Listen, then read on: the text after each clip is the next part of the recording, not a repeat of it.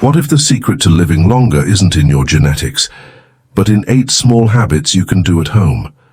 Most seniors think aging means decline, but science says otherwise if you can still do these everyday tasks. Let's explore the 8 quiet abilities that may reveal if you're not just aging, but thriving beyond expectations. Have you noticed your memory slipping even just a little?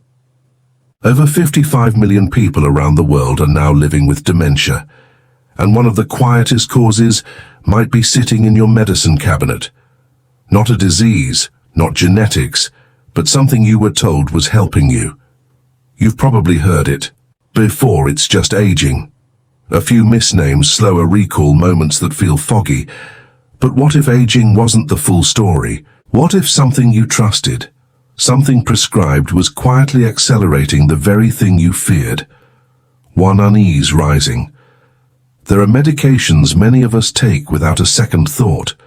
They've been in our cabinets for years, for allergies, for sleep, for cholesterol, for mood. They came from doctors, from trust, from moments when we just wanted relief. And so we never questioned. But over time, something subtle began to shift. You forget a word mid-sentence. You walk into a room and wonder why you're there. You start writing reminders on notes, then forget where you placed the note. You laugh it off. Aging, you say, everyone goes through this. But then you hear a story.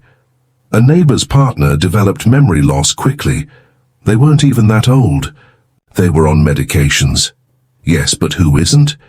You start to wonder, what if it's not just the passing of time? What if something you take every morning or every night is quietly altering how your brain connects? Recent research has begun pointing in a direction many of us didn't expect. Not just diseases, not just genes, but the compounds we swallow daily without pause.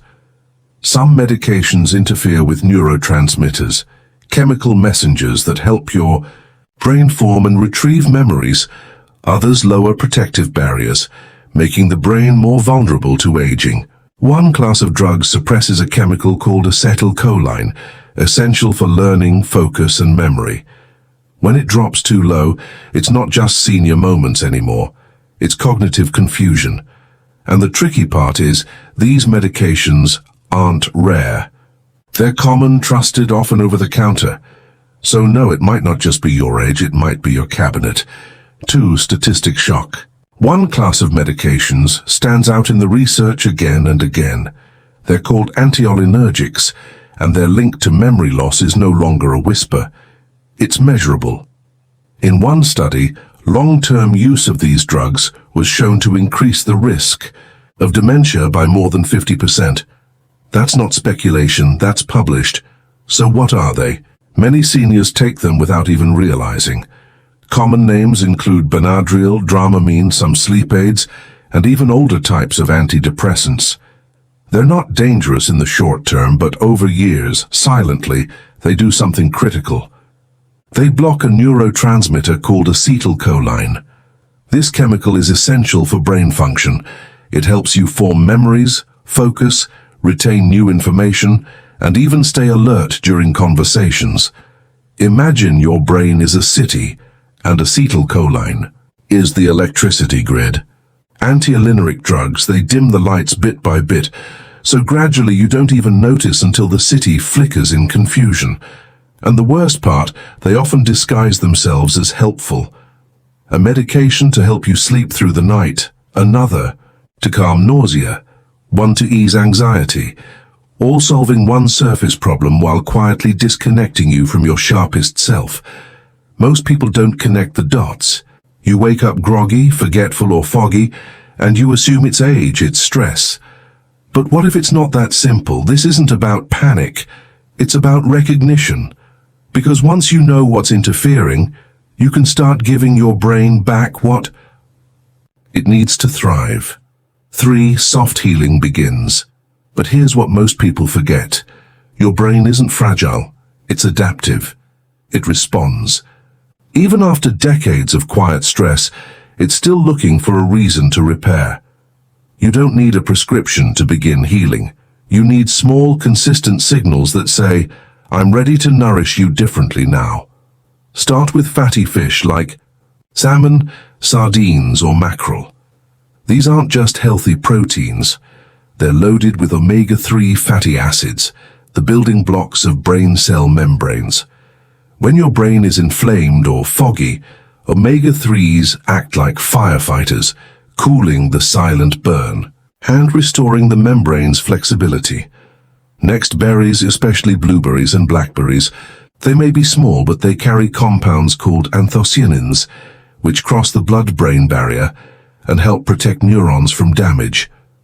Think of them as tiny shields guarding your memory from oxidative stress. And don't forget the greens. Leafy vegetables like spinach, kale, and collards provide folate, lutein, and vitamin K, nutrients linked to slower brain aging and even stronger cognitive performance in older adults. A handful a day is like a quiet investment in mental clarity. But nutrition isn't just about food.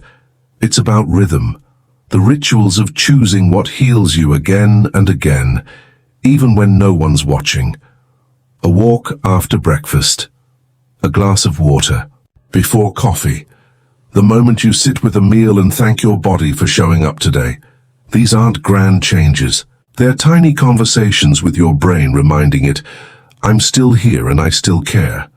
4. Hope. This isn't about blaming the past. It's about offering your mind a gentler future.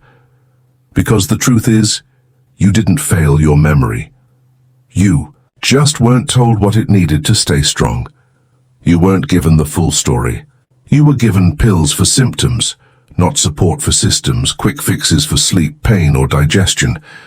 But no one mentioned how those same fixes might slowly blur the edges of who you are. So, let's start again. Not with guilt, not with panic, but with a slower breath and a simpler plan. What if healing isn't loud?